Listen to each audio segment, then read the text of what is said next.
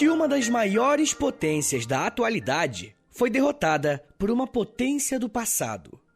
As relações econômicas devem passar pelo filtro da moralidade? Essas são apenas algumas das várias perguntas que podemos nos fazer quando estudamos com mais atenção o que foram as Guerras do Ópio. 2 guerras que colocaram o Reino Unido e China frente a frente no campo de batalha. Hoje em dia, países que têm muitos veteranos de guerra costumam enfrentar alguns problemas relacionados à administração de uma classe de medicamentos, conhecida como opioides, que é uma espécie de analgésico que alivia muito a dor de uma pessoa, mas que causa uma dependência absurda. O princípio ativo desse medicamento é o ópio, e diferentemente do que acontece hoje em dia, há 2 séculos não existia nenhum tipo de controle ou dosagem mínima para esse tipo de substância ser usada. E foi justamente por conta desse tipo de droga que o Reino Unido e a China iniciaram uma guerra. Com a nossa cabeça de hoje, pode parecer uma loucura, né? 2 nações entrarem em guerra por conta de uma substância, de um medicamento que também tinha usos recreativos.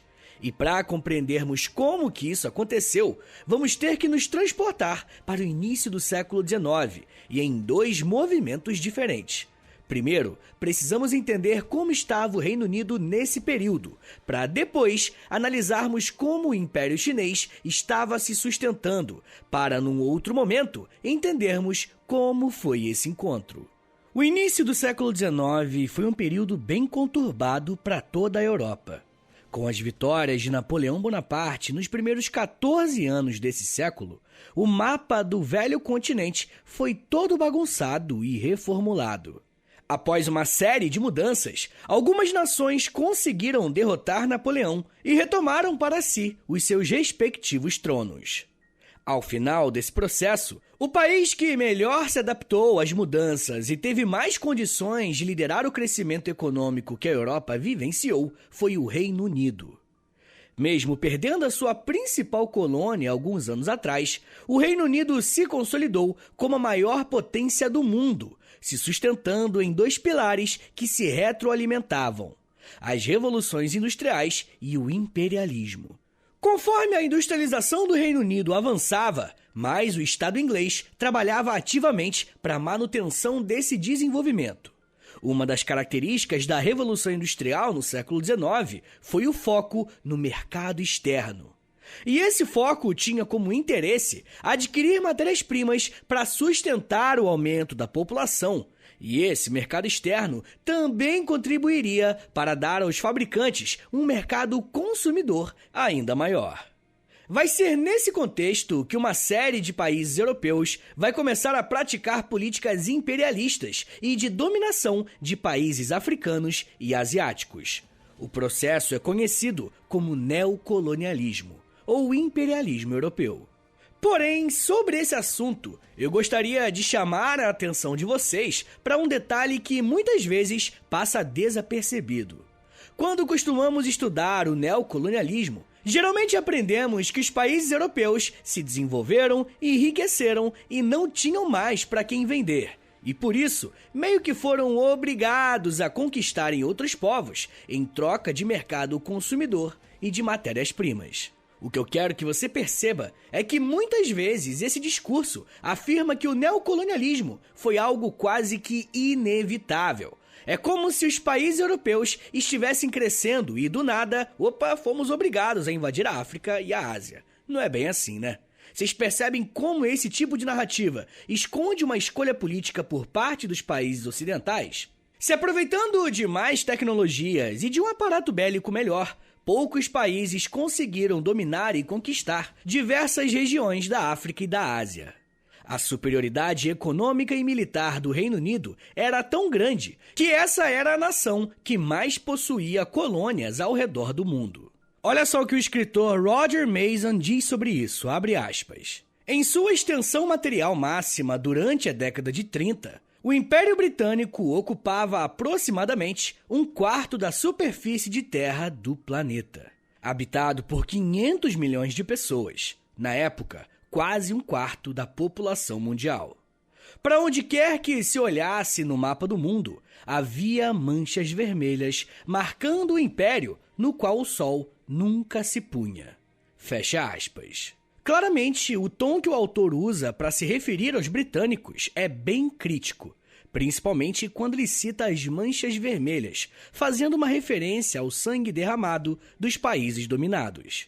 Além dessa questão militar, uma das empreitadas de mais sucesso do Reino Unido foi a criação da Companhia Britânica das Índias Orientais. Essa era uma empresa privada que mantinha relações muito próximas com a coroa, recebendo até algumas vantagens em relação à isenção de impostos ou até mesmo a permissão para praticar o monopólio de alguns produtos.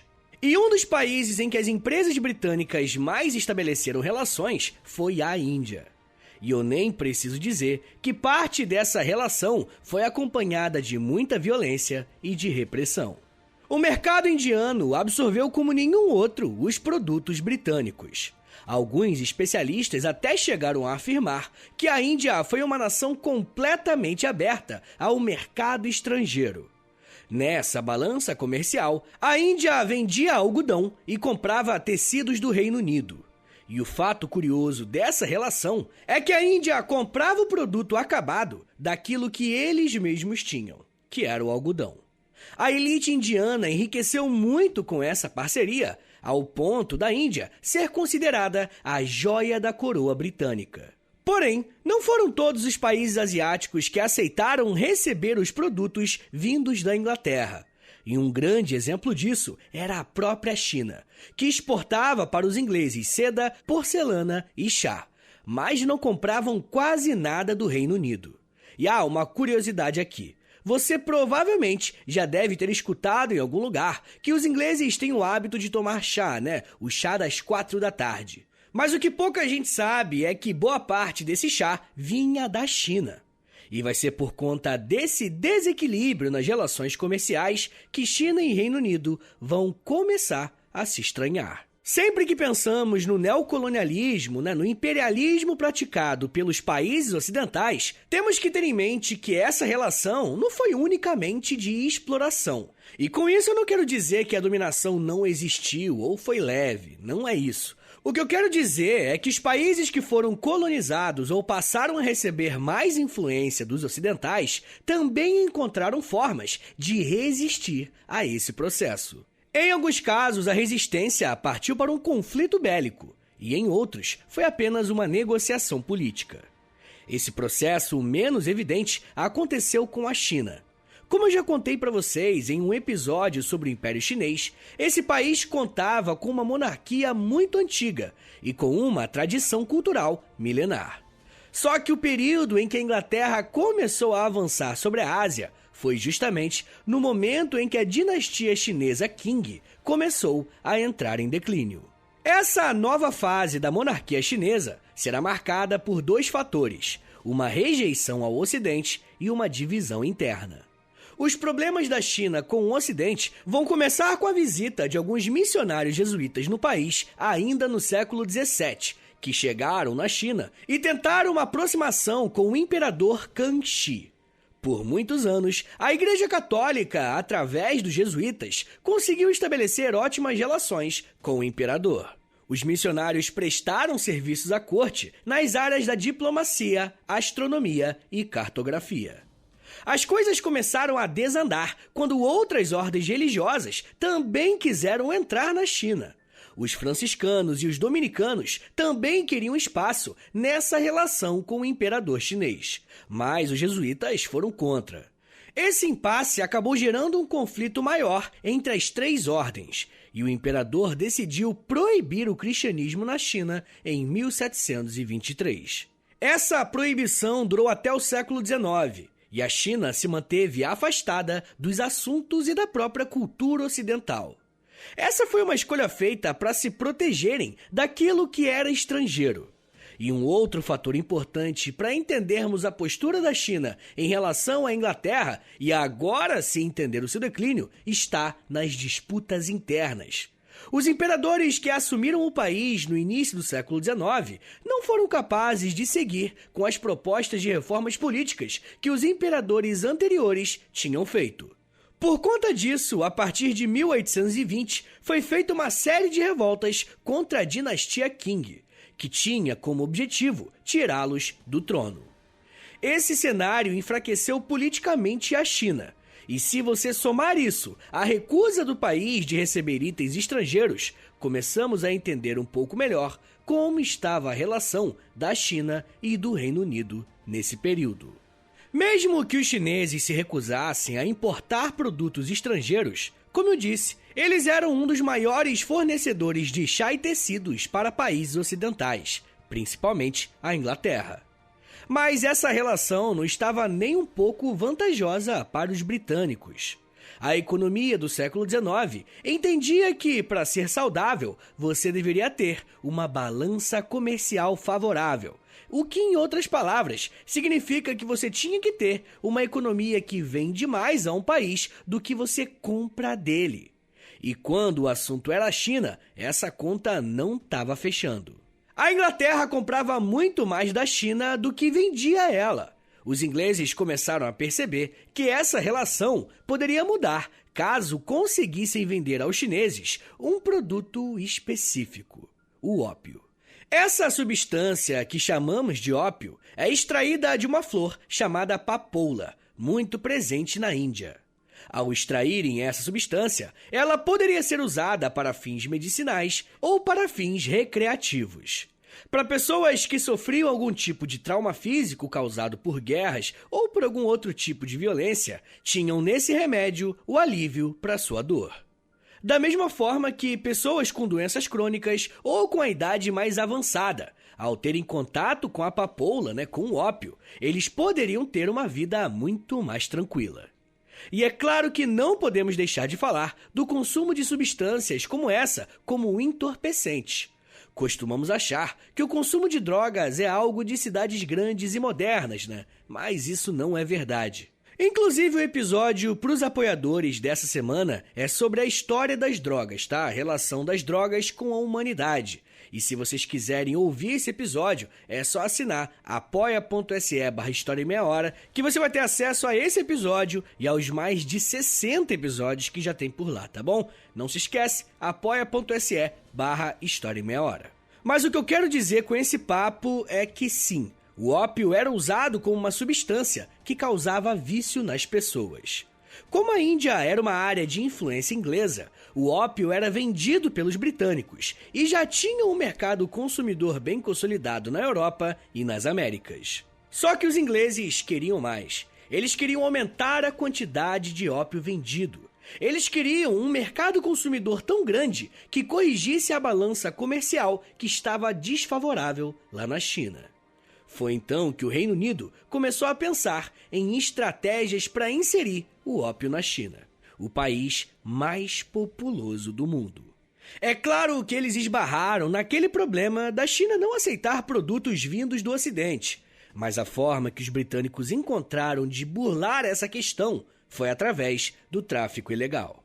Alguns comerciantes ingleses começaram a ir para a China e levar ilegalmente algumas porções de ópio. Pouco a pouco, esses comerciantes começaram a vender ópio e, com o tempo, esse produto passou a ser muito popular.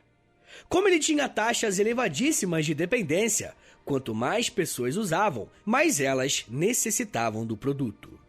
Até que as vendas deixaram de ser todas ilegais e o mercado consumidor chinês passou a exigir que o produto fosse importado. Pronto, a Inglaterra passou a mudar as proporções da sua balança comercial. Não demorou para que o ópio fosse o produto mais rentável da Inglaterra e os lucros passaram a ser extraordinários para os ingleses. Pensando pelo lado da Inglaterra, o problema estava resolvido, Pois é. A questão é que o ópio estava deixando um rastro de destruição na China, e isso começou a preocupar as autoridades locais a ponto de ser sugerida a proibição da importação dessa droga. Mais uma vez, China e Reino Unido entraram em desacordos comerciais, mas dessa vez isso vai resultar em uma guerra sangrenta. A gente ainda vai falar mais sobre a treta entre esses dois países e como essa questão do ópio foi resolvida. Mas me dá um minutinho aí, tá, gente, que daqui a pouco a gente volta e eu falo um pouco mais sobre proibição, imperialismo, guerras, ética e diplomacia. Segura aí, que é um minutinho só.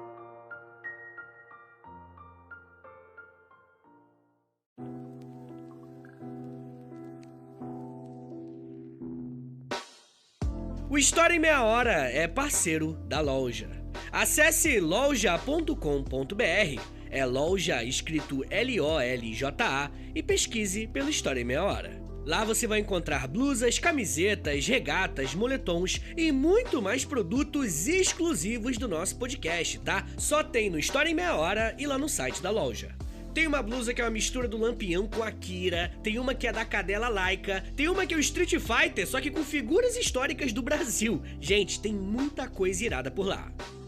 Lembrando, é claro, que quando você compra um produto na loja, além de você ficar todo bonitão ou bonitona, você ajuda o História em Meia Hora a continuar de pé. Então, obrigado.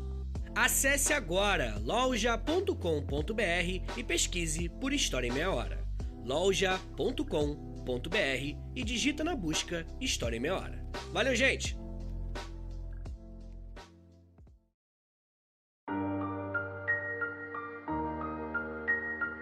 Abre aspas. Majestade, o preço da prata está caindo por causa do pagamento da droga. Em breve, vosso império estará falido. Quanto tempo ainda vamos tolerar este jogo com o diabo? Logo, não teremos mais moeda para pagar armas e munição. Pior ainda, não haverá soldados capazes de manejar uma arma, porque estarão todos viciados. Fecha aspas. Essas palavras foram ditas por um ministro do governo chinês que estava preocupado com o uso do ópio em seu país. No primeiro momento, pode parecer que ele estava sendo exagerado ou algo do tipo. Mas quando olhamos para o consumo de ópio na China, começamos a entender que a preocupação era legítima. Nos primeiros anos do século XIX, mais especificamente entre 1811 e 1821, o volume de importação do ópio para a China foi aproximadamente de 4.500 pacotes de 15 quilos por ano. Essa era a quantidade de ópio que entrava na China nesse período. Conforme a substância ficava mais popular, esses índices aumentavam, até que em 1835 essa quantidade foi multiplicada em mais de 4 vezes, até que em 1839 o índice de importação de ópio atingiu níveis gigantescos. Nesse período, a China importou mais de 450 toneladas de ópio. E se fizéssemos uma conta por habitante, isso representava praticamente 1 grama de ópio por habitante, que na época era de aproximadamente 450 milhões de pessoas. E eu sei que esses números tão grandes muitas vezes atrapalham o nosso entendimento sobre esses assuntos. O ponto aqui, gente, é que o ópio se tornou tão popular que era como se cada indivíduo consumisse 1 grama de ópio por ano. E isso era uma quantidade elevadíssima. No começo desse processo, lá em 1800, o imperador até emitiu um decreto proibindo o consumo de ópio. Mas isso entra naquela parada que já falamos aqui, né? Que o governo imperial estava em crise e essa medida não chegou nem perto de ser respeitada. O consumo desenfreado de ópio passou a ser um grande problema de saúde pública na China. Era comum você encontrar bairros inteiros de pessoas nos cantos das casas ou até nas ruas passando por crises de abstinência. E não pense que esse foi um problema apenas dos mais pobres ou daqueles que moravam nas ruas ou algo assim. O ópio foi um produto consumido até pelos escalões mais altos do governo e da administração pública. Eu não sei se vocês notaram isso na fala daquele ministro que eu comecei o bloco citando, mas existia uma preocupação real dos soldados chineses ficarem incapacitados para qualquer tipo de combate por conta do vício. Alguns pesquisadores até afirmam que o índice de corrupção do governo chinês aumentou nesse período, e isso pode ter uma relação com o aumento no consumo do ópio. E é claro que isso ainda não é uma questão fechada, mas mostra como essa substância fez um belo estrago na China. Só que, por outro lado, tinha uma galera que estava sorrindo à toa com isso, Eu tô falando do Reino Unido, é claro. As exportações de ópio para a China não só reequilibrava a balança comercial com esse país, como fez com que o ópio fosse um dos produtos mais lucrativos para os britânicos. Como a flor da papoula era produzida na Índia, os custos de transporte até a China não eram tão altos, uma vez que esses países são geograficamente próximos um do outro. E essa rentabilidade fez com que a Inglaterra incentivasse cada vez mais o consumo do ópio, apesar de todas essas consequências ruins para a saúde dos chineses que eu comentei agora há pouco. No auge da comercialização, o ópio para os chineses representou mais da metade das vendas dos ingleses. Para os chineses, rapaziada, a situação estava ficando praticamente insustentável. Por isso, o imperador precisava tomar uma atitude mais drástica.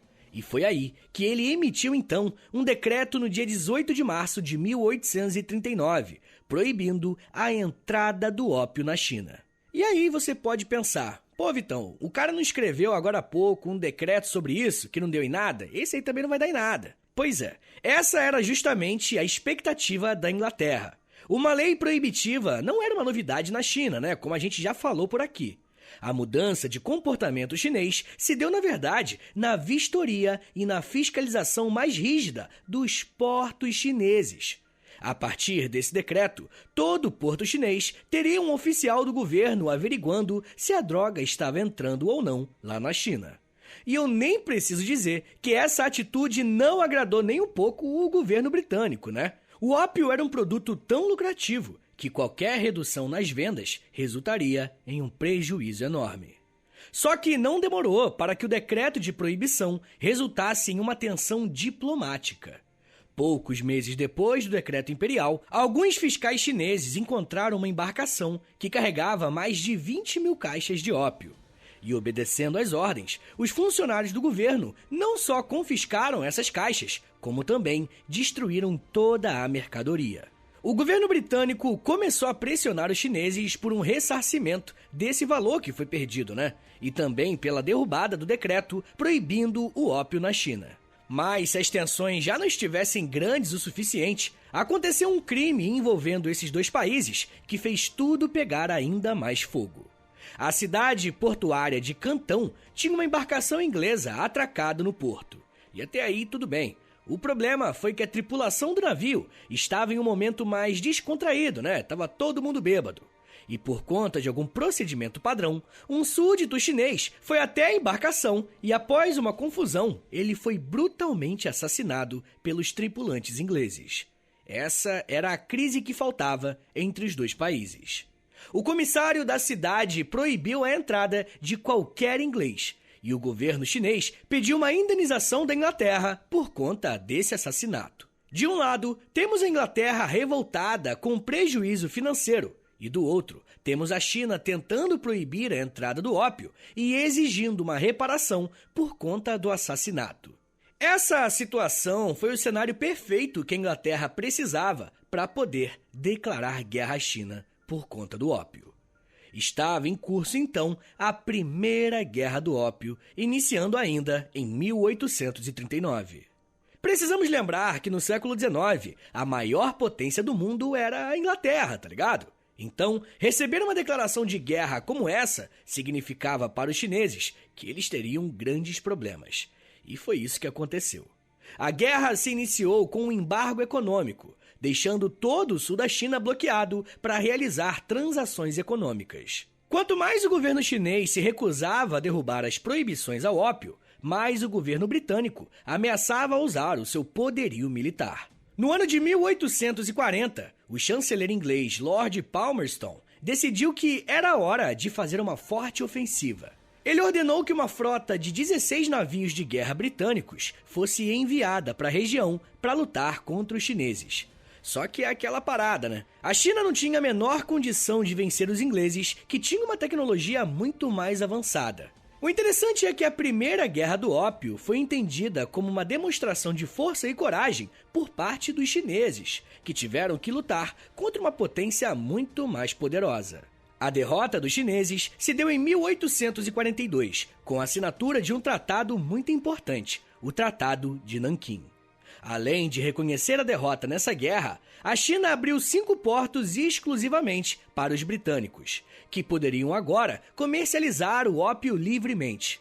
Além disso, esse tratado obrigava a China a pagar uma indenização de guerra bem pesada e entregar a ilha de Hong Kong aos britânicos. E um fato curioso é que Hong Kong ficou com os ingleses por mais de 150 anos. E se não bastasse tudo isso, esse tratado ainda permitia que a Inglaterra mantivesse um navio de guerra em cada um desses portos, para garantir que as vendas não fossem proibidas. Podemos dizer sem medo de errar que a Primeira Guerra do Ópio foi um massacre para a China, e isso em todos os aspectos: militar, diplomática e politicamente. Essa derrota dura para os chineses, ao contrário do que se imaginou, não representou de imediato uma alavancagem nas vendas do ópio. Muitos especialistas afirmam que a Inglaterra se decepcionou quando não recebeu o retorno financeiro que achou que teria. Por outro lado, os chineses, com o tempo, cultivaram uma aversão ainda maior aos ocidentais, principalmente em relação aos ingleses. E é meio que óbvio, né? Da mesma forma que a entrada de um produto no país como ópio não acontece de um dia para o outro, impedir que ele seja usado também não acontece instantaneamente. Como a substância ainda era uma questão de saúde pública, o governo chinês se viu obrigado a editar mais um decreto proibindo a entrada do ópio e fazendo uma vistoria num importante navio inglês chamado Arrow. Usando como argumento o descumprimento do Tratado de Nanquim, a Inglaterra declara novamente guerra à China, em 1856, dando início à Segunda Guerra do Ópio. Só que dessa vez, a Inglaterra iria formar uma coalizão com a França e com os Estados Unidos. E todos esses 3 países viam na China uma oportunidade muito lucrativa de aumentar ainda mais os seus mercados consumidores. Na década de 1850, a China até tinha começado a avançar um pouco mais na industrialização do país, mas nada comparado às 3 potências ocidentais e, mais uma vez, ela se vê em grande desvantagem nessa guerra. Em 1858, a coalizão até oferece mais um tratado de paz, mas os chineses se negam a assinar. Logo nos primeiros anos da guerra, a Inglaterra e os seus aliados já tinham tomado a cidade de Cantão. E conforme eles se recusaram a aceitar o acordo, os ocidentais decidiram colocar os seus exércitos para invadirem Pequim e destruir o Palácio Imperial. Sem outra alternativa, a China foi obrigada a negociar e assinar o tratado imposto pela Inglaterra. Em 1860, eles assinam o Tratado de Tianjin, colocando um fim à guerra, mas abrindo mais 11 portos para o comércio internacional. Além dessas, outras medidas foram tomadas com o objetivo de reduzirem as fiscalizações do ópio e outras mercadorias, que agora ficariam livres para entrar no país. A derrota nessas guerras representou uma derrota histórica para a dinastia Qing, que viu nos próximos anos o fim de uma era. Após esse processo, a economia chinesa foi fortemente impactada, como afirma o historiador Jean Chesnois, abre aspas. A influência das guerras do ópio foi igualmente sensível para o desarranjo das importações estrangeiras, que provocaram uma fuga de moeda e, consequentemente, uma crise monetária que produziu também uma alta nos preços de alimentos, gerando uma forte agitação popular. Fecha aspas. Entender todo esse caos social é fundamental para a gente compreender como as dinâmicas neocoloniais foram extremamente prejudiciais para os países dominados. Se por um lado temos a China completamente vulnerável e aberta para a influência estrangeira, as guerras do ópio consolidaram o Reino Unido como a maior potência imperialista do mundo naquele período. Não seria um devaneio imaginar que essa derrota na Guerra do Ópio fez com que a dinastia Qing enfraquecesse, de tal maneira que em 1917 ela fosse retirada do poder para a entrada de uma república chinesa e mais tarde, em 1949, para a entrada da República Popular da China.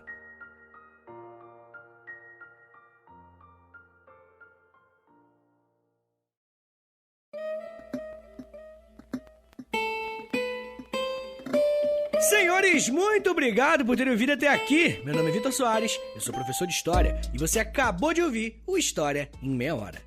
Rapaziada, esse tema ele é bom pra quem quer fazer vestibular, quer fazer concurso, mas ele é um tema também muito importante pra você entender um pouco sobre o mundo, né? Saber que, pô, a Inglaterra, ela tem sangue nas mãos lá na China, ela tem muita influência pra vários problemas sociais que a China desenvolveu, pelo menos, né, no século XIX, boa parte do século XX. É muito importante esclarecer a galera pra ter uma noção de história desse jeito. Então, pô, compartilha esse episódio aí, dá essa moral, manda pra um amigo seu que você sabe que gosta de história, ou você pode postar lá no Instagram e aí você aproveita e me marca no @História em Meia Hora, ou você pode me marcar no Twitter no @H30podcast, que aí eu já te agradeço por divulgar o meu trabalho. Tá bom? Mas rapaziada, não se esqueça que a melhor forma de longe de você ajudar o História em Meia Hora é assinando o Apoia-se, beleza? É ele que mantém isso aqui de pé. É apoia.se/História em Meia Hora, que aí você tem acesso a conteúdo exclusivo, tem mais de 60 episódios por lá, tem conteúdo diário no Instagram, tem clube do livro, cara, tem muita coisa. Entra lá no apoia.se/História em Meia Hora e aí você escolhe o plano que funciona pra você melhor, tá bom? Mas muita gente me pediu pra eu fazer um Pix, né? Que aí, pô, a pessoa às vezes não quer assinar nada, não quer ter compromisso, né? Quer só dar uma ajuda ali localizada. Então anota aí, é historiaemmeiahora@gmail.com, é o meu Pix e é o meu contato também. Tá? Então, se você quiser mandar um e-mail pra mim, trocar uma ideia, é só mandar pro historiaemmeiahora@gmail.com. Rapaziada, não se esqueça que o História em Meia Hora ele faz parte de um conglomerado de podcasts em meia hora. Tem o História em Meia Hora, né, que sou eu que apresento, que é esse aqui. Tem o Geografia em Meia Hora, com o Vitor Augusto, nosso queridão lá, meu xará. Também tem o Astronomia em Meia Hora, com a Camila Esperança. E tem mais podcasts em meia hora chegando aí, tá? Só te falo isso. Esse ano tem mais um, com certeza, talvez dois, mas com certeza um vai ter sim. Tá bom, gente? É isso, me siga nas redes sociais. É @Prof. Vitor Soares no Twitter, no Instagram e no TikTok também, tá? Tô fazendo videozinho todos os dias lá no TikTok, conteúdo educativo, conteúdo de história. Segue lá também pra me ajudar. Tá bom, gente? Então é isso. Muito obrigado, um beijo. Até semana que vem! E valeu!